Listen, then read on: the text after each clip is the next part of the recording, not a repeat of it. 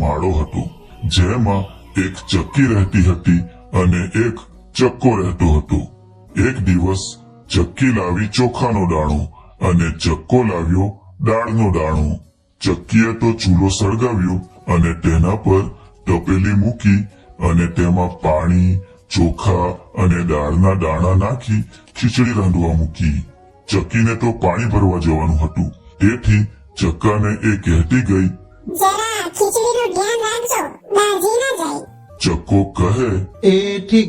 ચક્કી તો પાણી ભરવા માટે ગઈ અને થોડી વારમાં તો ચક્કાભાઈને ભૂખ લાગી. તેથી એ તો વિચારવા લાગ્યા કે હવે ચક્કી રાણી જલ્દી આવે ને ખીચડી ખાઈએ. પણ ચક્કાભાઈથી તો વધારે રાહ ના જોવાઈ. એને થયું થોડી ખીચડી ખાઈ લઉં. અને પછી એ તો તપેલીમાંથી થોડી ખીચડી ડીશમાં કાઢી ખાવા માંડે છે. પણ પછી તો ચક્કારાણાને વધારે ભૂખ લાગી અને એ તો થોડી કરતા બધી ખીચડી ખાઈ ગયા. ચક્કી માટે કશુંય ના રાખ્યું. ચક્કાભાઈને થયું હવે તો ચક્કી બેન મને વળશે.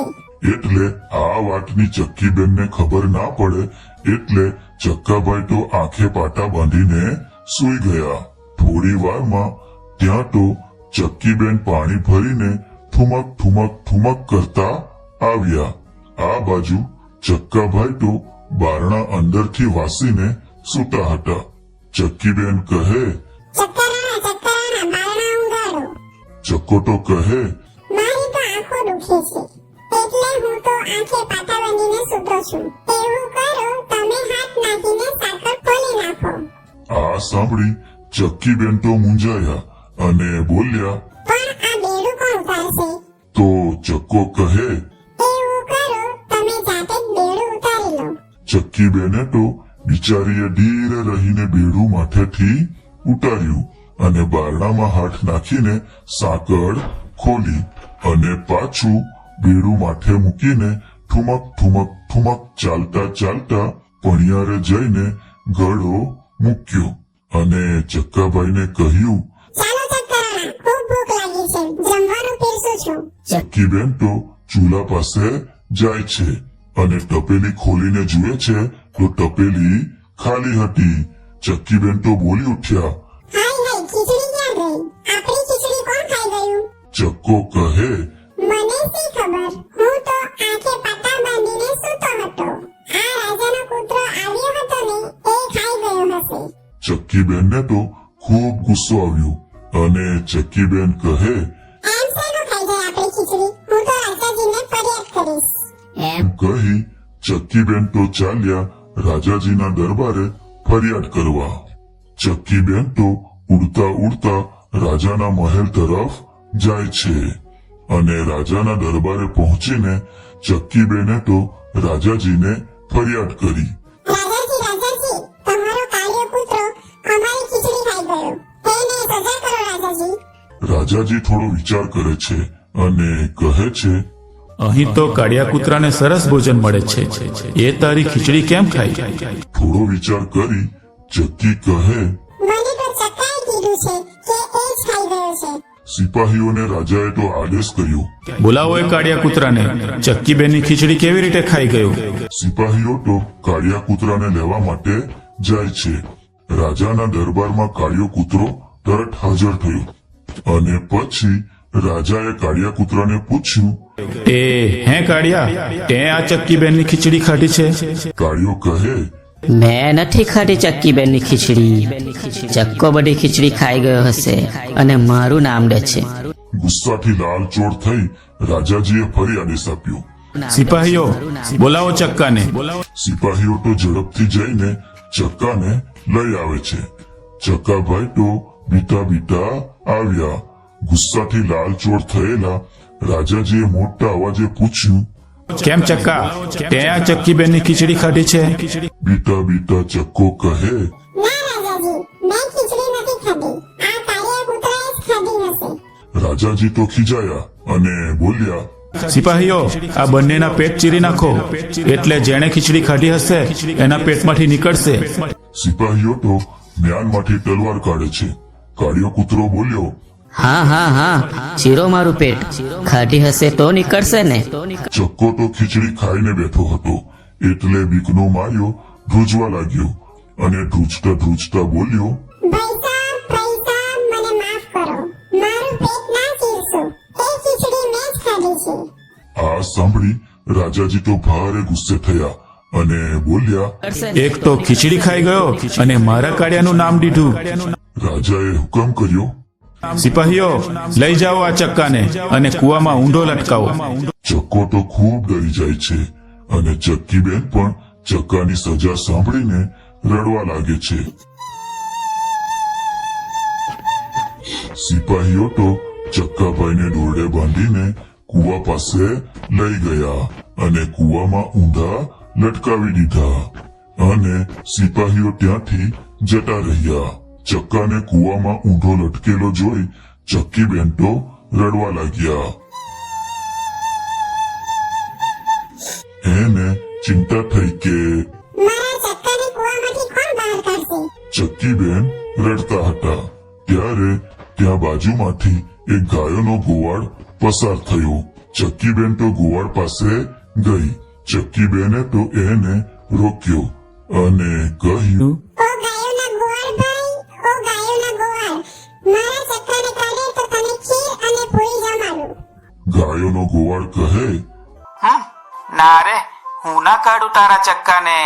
એને રાજાએ સજા કરી છે તો સાચી જ હશે ને. એમ કહી ગોવાળ તો ત્યાંથી ચાલ્યો ગયો. ચક્કીબેન તો કૂવા પાસે જઈ ફરી રડવા લાગ્યા. એટલામાં ત્યાંથી ગીતાનો ગોવાળ પસાર થયો. ચક્કીબેને તો એને પણ રોક્યો અને કહ્યું, ઓ ગેટાના ગોવાળ ભાઈ, ઓ ગેટાના ગોવાળ, મારા ચક્કાને કૂવામાંથી કાઢે તો તને ખીર અને પૂરી જમાડું. ગીતાનો ગોવાળ કહે, ના રે ના, હું ના કાઢું તારા ચક્કાને. એને તો રાજાએ સજા કરી છે તો સાચી જ હશે ને. એમ કહી ગોવાળ પણ ત્યાંથી ચાલ્યો ગયો.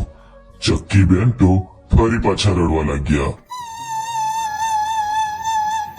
ત્યારે થોડી વારમાં ત્યાં બકરાનો ગોવાળ પસાર થયો.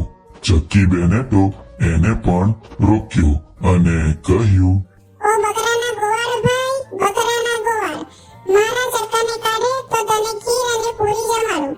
બકરાનો ગોવાળ કહે, ના રે ના, હું ના કાઢું તારા ચક્કાને. રાજાએ જ સજા કરી છે તો સાચી જ કરી હશે ને. ના ભાઈ ના. એમ કહી ગોવાળ પણ ત્યાંથી ચાલ્યો ગયો. ચક્કીબેન તો ખૂબ જ દુખી થઈ ગયા અને એ તો ફરી પાછા રડવા લાગ્યા. ત્યારે આ બધું ત્યાં ઝાડ પર બેઠી એક વાંદરી જોતી હતી. એ વાંદરીને ચક્કી રડતી હતી એનું દુઃખ પણ થયું અને બીજું એને ખીર પૂરી ખાવાની લાલચ પણ જાગી. એટલે એ તો ઝાડ પરથી છલાંગ મારીને ગઈ ચક્કી પાસે અને ત્યાં જઈને બોલી, ચક્કી બેન, હું તમારા ચક્કાને બહાર તો કાઢું, પણ તમારે મને ખીર પૂરી ખવડાવવી પડશે. આ સાંભળી ચક્કીબેનને તો હાશકારો થયો. ચક્કીબેન તો આંખો લૂછતા લૂછતા કહે, હા હા, ચોક્કસ ખવડાવીશ ને. ત્યાર પછી વાંદરીએ તો ચક્કાભાઈને દોરડું ખેંચીને બહાર કાઢ્યા. ચક્કીબેને તો વાંદરીનો આભાર માનતા કહ્યું, તમારો ખૂબ ખૂબ આભાર. આવતીકાલે બપોરે હું તમને મારા ઘરે જમવાનું આમંત્રણ આપું છું, તો ચોક્કસ આવજો. અને સાથે ચક્કાએ પણ વાંદરીનો આભાર માન્યો. સારું, હું કાલે બપોરે ચોક્કસ આવીશ. એમ કહી વાંદરી તો ખુશ થતી થતી પોતાને ઘરે ગઈ અને ચક્કો અને ચક્કી પણ પોતાના ઘરે જતા રહ્યા. બીજે દિવસે સવારથી જ ચક્કીબેન તો રસોડામાં જઈ ખીર પૂરી બનાવવા મંડી પડ્યા. ચક્કાભાઈ પણ ચક્કીને રસોઈ બનાવવામાં મદદ કરવા લાગ્યા અને સરસ મજાની રસોઈ તૈયાર કરી વાંદરીબેનની રાહ જોવા લાગ્યા. અને એટલામાં બપોર થતા વાંદરી તો કૂદતી ચક્કા અને ચક્કીના ઘરે પહોંચી જાય છે. વાંદરીબેનને આવકાર આપ્યા પછી ચક્કીબેન તો ખીર અને પૂરીની ડીશો તૈયાર કરવા માંડે છે. આ જોઈ ચક્કાને વિચાર આવ્યો કે આ વાંદરીનું પેટ તો બહુ મોટું છે. એ તો બધી ખીર પૂરી ખાઈ જશે. ચક્કાના મનમાં તો ફરી લાલચ જાગી. તેથી ચક્કો તો વાંદરીને ભગાડવા માટે છાનો માનો ચૂલા પાસે જઈ સોનાના પાટલાને છાનો માનો લાલ ચોળ ગરમ કરે છે અને પછી રસોડાના બહાર આવી પાટલો મૂકે છે અને કહે, વાંદરી બેન, આ સોનાના પાટલા પર બેસી જાઓ. વાંદરી બેન તો ખુશ થતા જેવા બેઠા કે કૂદ્યા અને જે કૂદી ઓ મારી ખીર ના ખાડી હું તો દાજી, ખીર ના ખાડી હું તો દાજી, ખીર ના ખાડી હું તો દાજી. આ જોઈ ચક્કીબેનને તો ચક્કા પર ખૂબ ગુસ્સો આવ્યો અને ચક્કાને ખૂબ ખીજાઈ અને કહ્યું, એ ચક્કા, વાંદરી બેન આપણા મહેમાન છે. એને ગરમ પાટલો કેમ આપ્યો બેસવા માટે? માફી માંગતો વાંદરી બેનની. ચક્કાને એની ભૂલ સમજાઈ અને એ તો વાંદરી બેનને કહે